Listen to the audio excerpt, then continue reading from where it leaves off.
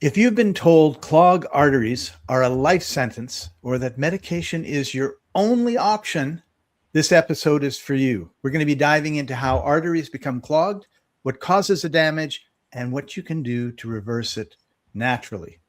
Right after this.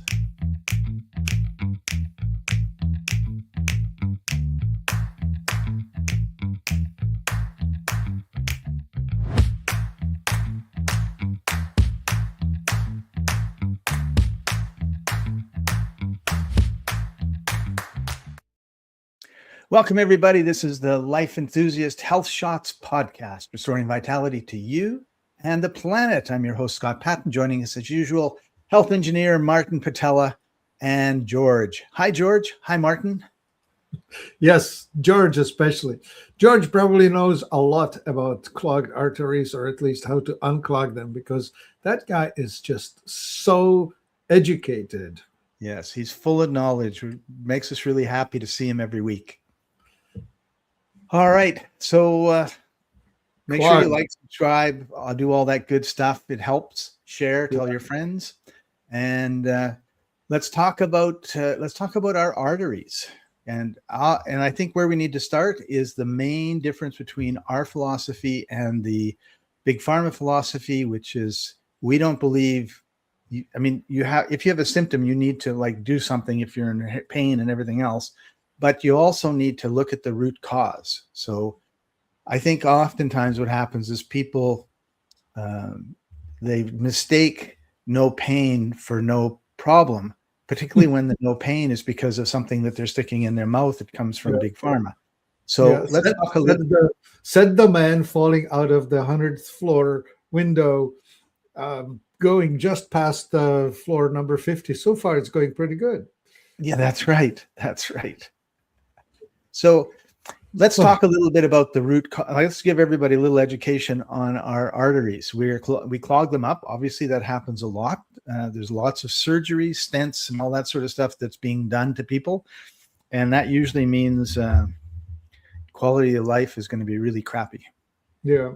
We have been really betrayed by the industry and the lobbyists, because back when, somewhere in the 60s, it started when Kellogg, Mr. Kellogg, after whom Kellogg's flakes are named, and Mr. Kraft, after whom Kraft macaroni and cheese are named, were doing their thing. They were lobbying the US government to let them have their way with what we tell people they should eat. And one of the people that they hired was some Harvard people, I forget their names, may they die in shame.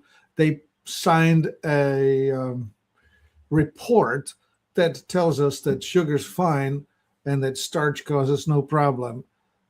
And they started blaming fat and connecting it to cholesterol. And they associated eating cholesterol with high circulating cholesterol.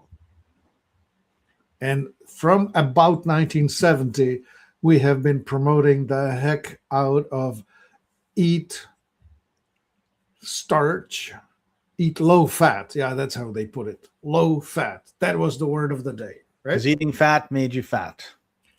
Yeah, and also gave you cholesterol, right? Right. The cholesterol in the egg yolk is that which will give you high cholesterol, and eating egg yolks was tantamount to heart disease. Right. All connected and not necessarily the full picture. Right. Remember people making egg white omelets? I did. Yeah. It tastes like crap. Oh, so just to interrupt you for a second, Martin, there has been a change in the health authorities in the United States, and they made a change to the food pyramid. So instead of having just a little bit at the top of good stuff, they've now flipped it over, and all the good stuff it's on the top, but it's wide. So eating natural foods, unprocessed foods, not eating seed oils is all come along. So we're making progress, whether he listens to us or not.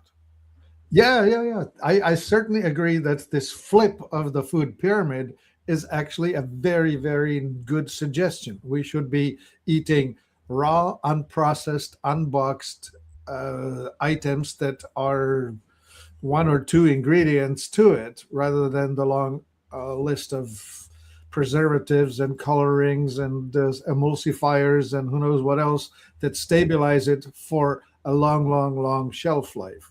Right. Okay, so let's talk a little bit about the role of inflammation and plaque in Yeah. our artery health. Yeah, so that's the point. So we start with starch. Starch is three strings of glucose molecules hooked together. Starch comes to us from white rice, white potato, sweet potato, grains, especially wheat, and all of them. That starch put into our diet is decomposed into glucose and is expressed in glycemic index. You can see glycemic index of 100. That's pure glucose, and that's what starch does. And so when you eat that, it instantly, well, not instantly, but very quickly, turns into pure glucose and hits you in the bloodstream. And as soon as it's in the bloodstream, that's tantamount to being in fight or flight mode, highly stressed, prepared for heavy expenditure of physical energy, fight or flight. So if you have a damage of some sort to, let's just say, your arteries, because that's our focus today, and you're in fight and flight mode, you're not going to be repairing anything. That's a fact. In fact, you'll be trying to preserve your mere existence, right? So for the next 5 to 10 minutes, all we care about is that you survive the next 10 minutes. And if that causes you not to repair something and that repeats over and over and over, eventually you have a heart problem. Okay, so in just the glucose, if there's too much circulating glucose, the next thing that happens, insulin arrives to try and get rid of it, and then it turns into triglyceride, and triglyceride turns into visceral fat, belly fat. Right. But while all of this is taking place, this circulating inflammation is eating at the interior of the arterial walls, essentially sandblasting the inside of your circulatory system. So instead of having a smooth surface for the blood, it's a rough surface. Yeah. And in that rough surface, the caulking material that the body uses to smooth it out is cholesterol. So the cholesterol is the repair tool to try and make it less rough. So I had an analogy that popped into my head as you were talking, and let's see if this works. It goes like this. You have just built a brand new house. The painters have come in, and the person before them has drywalled the house. Now they have painted it. It's a beautiful, smooth surface. It looks great. But you get mad and you take a hammer and you bang 3 or 4 times and make holes in the wall. Then the handyman comes by, sees this mess you've made, and he's going to fix it. So he starts taking this caulking material, plops it on, but then he's interrupted.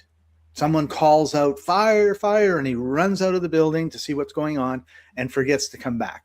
So now you have this beautiful new wall, shiny and everything, with these blobs of caulking that hasn't been fixed. Yeah, that's it. Yeah, this is essentially you have done the putty without sanding it off. Putty without sanding, that's right.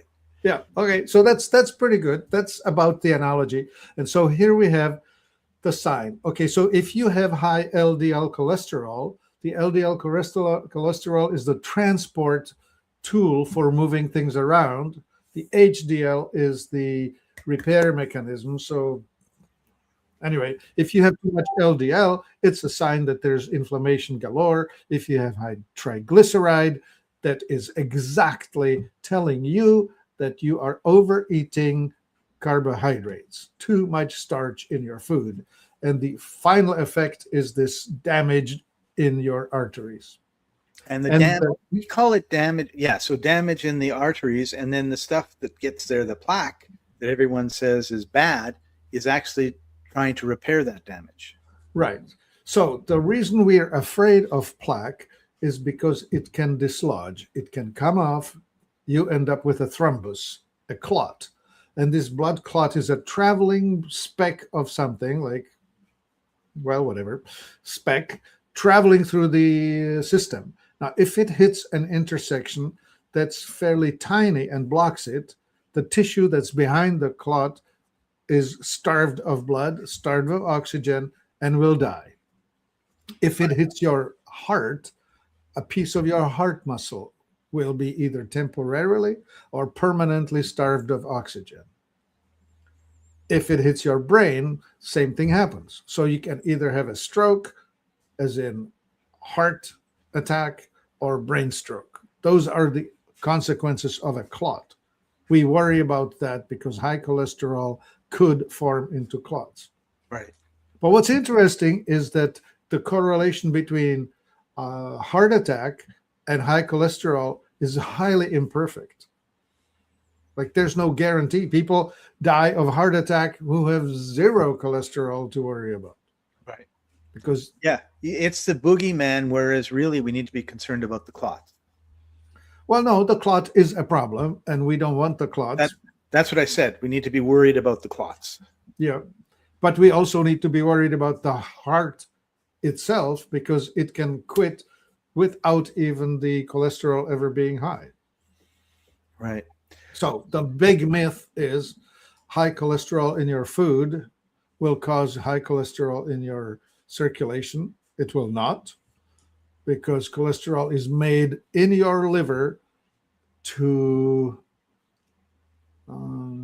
need, steroidal hormones, as in estrogen, testosterone, progesterone, anything that has the SDER in the name, are steroidal hormones, are made from cholesterol, SDER, cholesterol.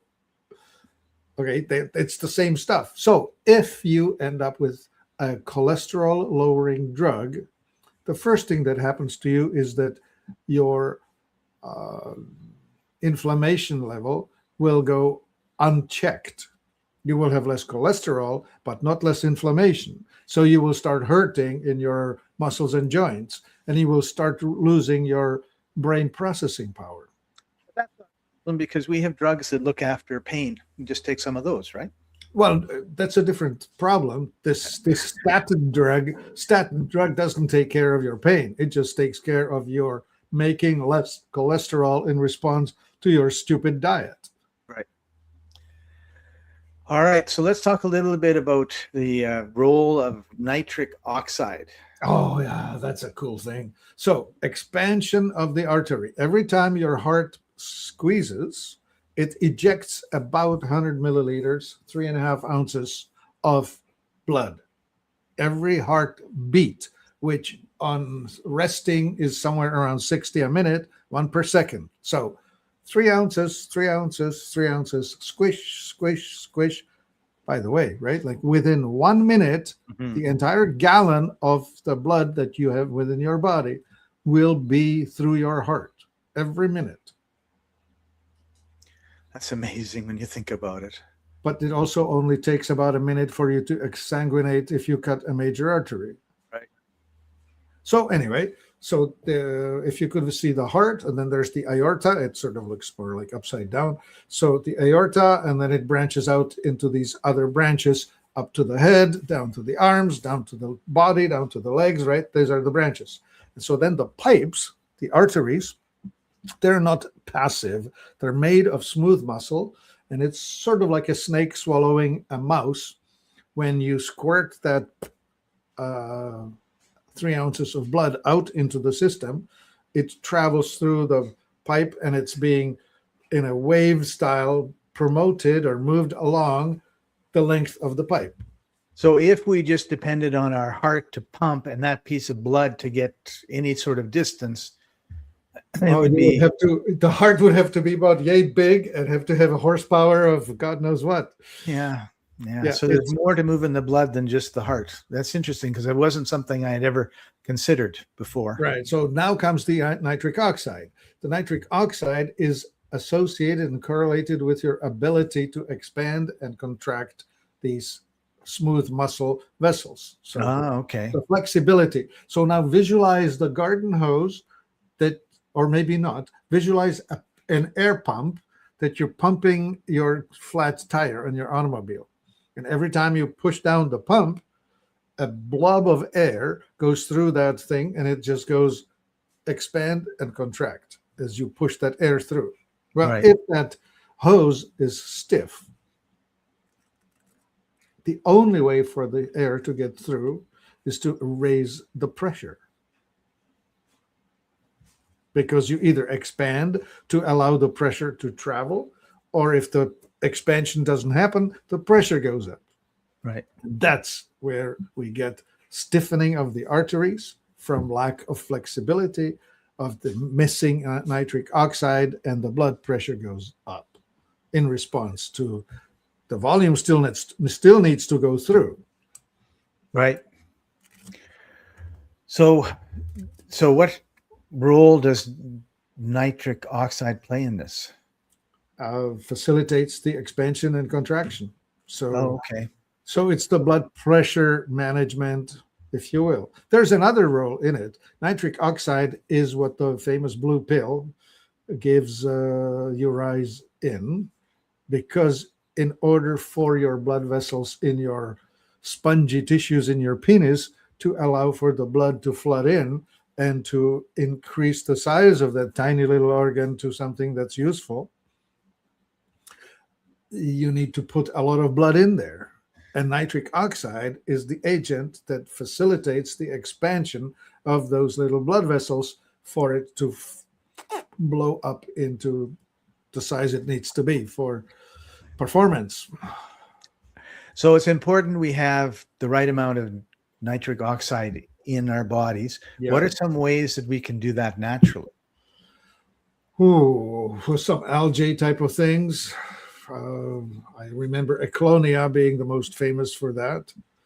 You probably have some notes on that. Then I don't remember exactly. I know the amino acids, citrulline, arginine, whatever they're in, they'll do it. Would being out in the sun help? Well, that you get more vitamin D3, probably. Okay. And one of the other things that they were talking about was magnesium. Okay, well, so now magnesium is, of course, the flexibility mineral, right? Calcium, more stiff, magnesium, more flexible. So of course, to facilitate flexibility, you want to have magnesium on board. But I just don't remember what you need to eat to have more nitric oxide in your diet. I think the main idea here would be the magnesium calcium balance, and not eating garbage, right? Yeah, things that will of course. If your general health is good and you're eating well and you're drinking good water, structured water, then your body's going to be able to handle all of that. Yeah, I would go with that. I mean, you want to eat things that are rich in magnesium. So that would be all the green things. Chlorophyll is the most magnesium you can get. So wheatgrass, barley grass, chlorella, those type of things. Right. Chocolate is famously rich in magnesium, if you can believe it. Good. You know, I've had a chocolate chip cookie, but I've been really good on not eating chocolate bars and chocolate for the last, let me say, bad chocolate, like milk chocolate and all those things. And I haven't missed it at all. It's really weird. I think when I did my nicotine thing, it just totally rewired me on certain foods, because it's like before I was like, oh, I got to find chocolate. Look, open up all the drawers looking for chocolate. And you were really up to chocolate, yeah? Yeah. And I so enjoy chocolate. I like bitter chocolate. Well, then I think to be better, right, if I'm going to have chocolate, then I need to have the 80 to 90% chocolate, dark chocolate, so that I get the bioflavors, all the good stuff. That was what I told myself. Polyphenols, right? Ooh. Polyphenols, yes, that's right. So yeah, so you can use your health knowledge to support you in eating some bad things. I can justify just about any stupid thing I want. That's right. But So, honestly, I want to tell you that I do enjoy chocolate. It's just that I try to maintain some level of sanity, right? So maybe yeah, this much chocolate as opposed to this much chocolate, like not the whole bunny, please. right. So George added beets and cloves. All right. So, I'll take your word for it, George. I yeah. don't have the search engine going to answer the question. So, I mean, beets, especially red beets, are famous for supporting the liver health. Oh, okay. I didn't realize that, although I always try to have beet juice and pickled beets. And Yeah, those are very, very healthy. all right, so now we kind of understand how our arteries get clogged. We get this plaque and cholesterol and stuff trying to repair, but we don't let our body repair. So how can we reverse these clogged arteries? And I specifically want to talk about the reverse cholesterol transport. Like we have a built-in recycling system, right? Yeah. Well, we do sell an enzyme tool. It's called Lipicept, Lipicept, which you can find on our website. That's a lower your cholesterol by 20 to 30 points if you must. But the quickest way to reverse your cholesterol in your circulating body, in your blood, is to switch your diet, lower the temperature of the burning within your body, which you will accomplish by switching to more fat, less starch. Right. Yeah. And I have a list of about 6 things. Let's just quickly go through it because I know time is flying. One was to support this natural process of reversing the cholesterol is niacin. Right. And then boosting the HDL cholesterol, because you talked about that earlier. Mm-hmm. And then, oh, this is one that we just hate: exercise. What do we hate about that? We're all sitting in front of a computer for 12 hours a day. I know. I was being a bit facetious, but honestly, cardio is good. Yeah, right? Anything that's not used will atrophy. So that's right. Better use and then it. Fasting. So now that's an interesting thing, right? Like you will create this artificial stress on the body either by exercise rather than physical work, like you just move heavy things or walk carrying stuff, or this business about not eating, where you will take a 16-hour or 24-hour break from food and force your body to start consuming fat reserves. Yeah. And I've been trying to have a full day fast, and I've been totally unsuccessful. And go ahead. What I realize is you have to set things up for success, whatever you're doing, right? Like if you want to lift weights, then make sure there are weights nearby that you can go and lift. And it's the same thing with when you're fasting. First of all, what are the triggers? Like, I watched the news and I have to eat some popcorn or drink a Coke or whatever because I'm so upset. This is what I notice is when I get sort of stressed out and I don't realize I'm getting stressed out, it's like that triggers wanting to eat. And once you sort of realize what your triggers are and what causes you to want to go and eat when you shouldn't be eating, then you need to remove those things. Like, so my example is very simplistic, right? You watch the news and then there's a commercial for Big Macs and you go in the fridge and you eat a cake, right? So Scott, give me a space for about 1 minute explanation. Yes. Metabolic typing, endocrine dominance, 3 main types: thyroid, adrenal, and pituitary. The thyroid types, you and I are thyroid types. We are attracted to starchy foods and we are not good at fasting. We are supposed to eat 3 meals a day, each of them with some protein and some fat. Because if we go starchy, like if you and I start a day with a bowl of cereal or a piece of cake or like a I'm asleep in an hour. Well, it's just a disaster. Now, the people who are adrenal dominant, they do exceedingly fine on a large dinner and zero breakfast. The pituitary are the other way around. They do well on a large breakfast and zero dinner. So for them, intermittent fasting is just a natural way of being. For a thyroid type, it's actually highly unnatural. Thank you for that. I appreciate that, because it is like the hardest thing. And Yeah. and I don't want to take a pill that cuts my appetite, and but I like the idea of 3 smaller meals spread out throughout the day, and then stop, and don't eat anything after 8 or 9 at night. Go to bed early, so you let your body do your thing, right? Yeah.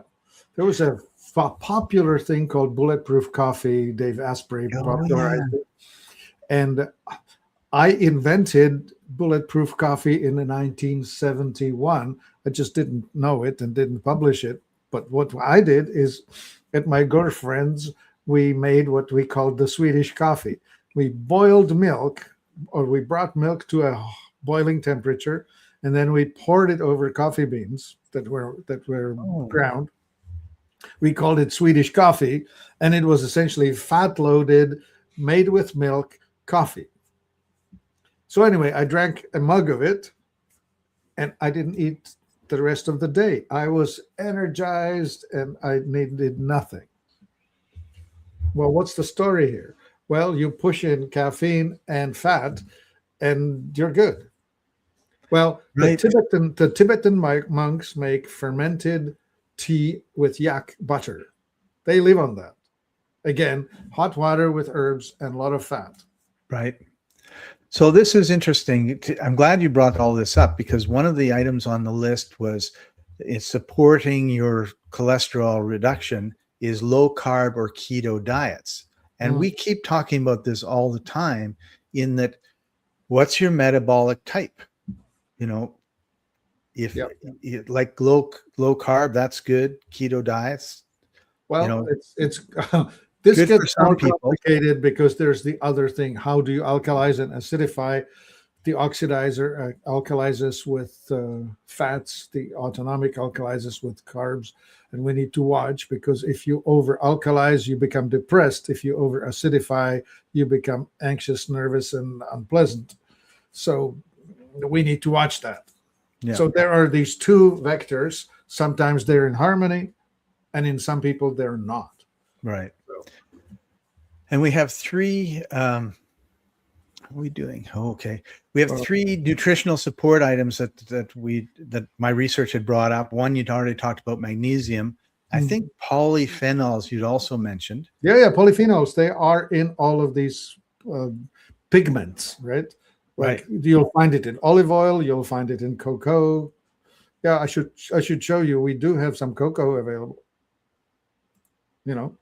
Yeah, and actually that's my next section. The best drink to unclog arteries is cacao powder. High in flavonoids, boosts nitric oxide. I can't talk. And increases blood flow to places that you want it increased to. Yeah. So we have had this lovely relationship with a company that's based in Canada, owned by a Peruvian expatriate who brings this lovely stuff from Peru.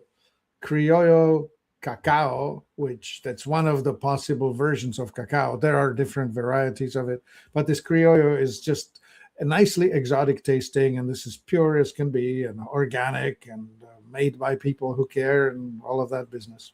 Right. And now we're selling off what we have, because Canada got stuck with a 30% tariff, no, 35, which is increased by additional 10 by the people who are administering the collection of the tariff. I could just go wild. Listen, I pay the tariff on the shipment of the thing, and they charge me 10% management fee of the tariff they collected. It's such a highway robbery, I could just spit. But anyway, it's all designed to put an end to international trade. I don't know how intelligent it is for Americans to put a tariff on something that they cannot grow themselves, but Yep. So anyway, this is a product that can really help, and we have another one that can really help, which I'll bring up now. Just a second. all right, go for it. Oops. I just da, da, da. There. That's Wrong. you with your cacao. And try the other one. There you go. Aha. Oh, Heart that's the studies stuff we formula. do make in the United States. Yes. No tariff. And I'm just going to put this up right here. This is my heart studies month, so that's what I'm drinking every day. Yeah, that's great. Start off the day. Yeah, this stuff needs to be taken on an empty stomach because it's loaded with amino acids, but it's also loaded with other things. And one of the things that it's loaded with are trace minerals, chromium and vanadium. Chromium is called GTF, glucose tolerance factor. It manages or helps your body manage the glucose that you get in your body. But there's a lot of stuff in it. I mean, yeah. Oh gosh, this stuff deals with the stiffening of the arteries, the clogging of the arteries, the aging issues, the fat processing issues. Like there are layers upon layers in this product. It's a beautiful product, and we'll put them both in the links to both in the descriptions. Yeah, you want to be taking this maybe steady all the time if you're one of the people who needs help, or at least now and then, every few months, do a bottle of this to flush out whatever's accumulating and just give yourself a clean out. Right. Yep. Cool. All yeah. Right. So there you have it. Anything else we want to talk about? Heart. With heart studies, you will have better sexual performance because your circulatory system will be enhanced. And this goes for boys and girls both. In girls, it's not as visible that they're failing. They just simply lose interest or can't get to a climax. With boys, it becomes so obvious because they can't even get an erection going. Yeah. So that is one of the tools that you would want to use for improving the situation. Yes. And if you want, take iridessa. That's really going to give your body a tune-up, upgrade. Awesome. Yeah. All right. And every step you take makes everything easier and better, right? Like you don't have to do everything all at once. Just take one step at a time, and then all of a sudden you'll find that you're where you want to be, as opposed to procrastinating or not doing anything. And yep. Great. Right? Yep.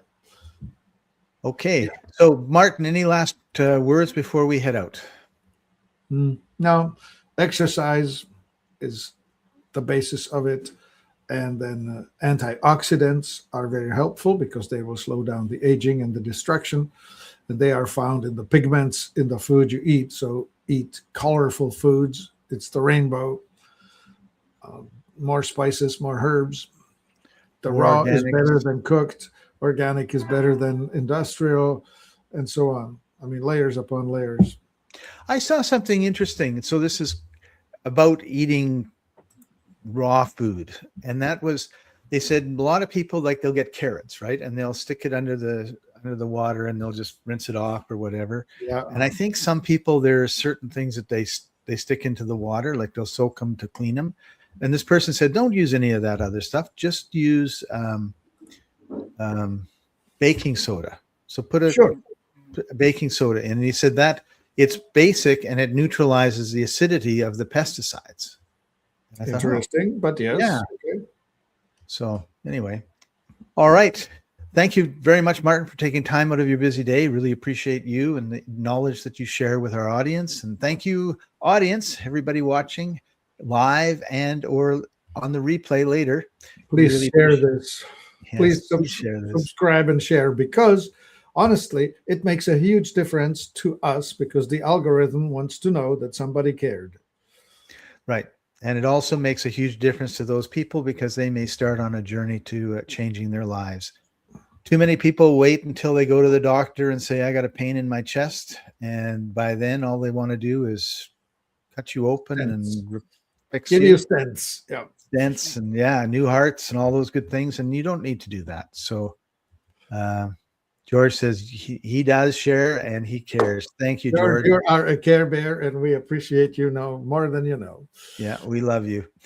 All right. So this has been the this has been the Life Enthusiast Health Shots podcast, restoring vitality to you and the planet.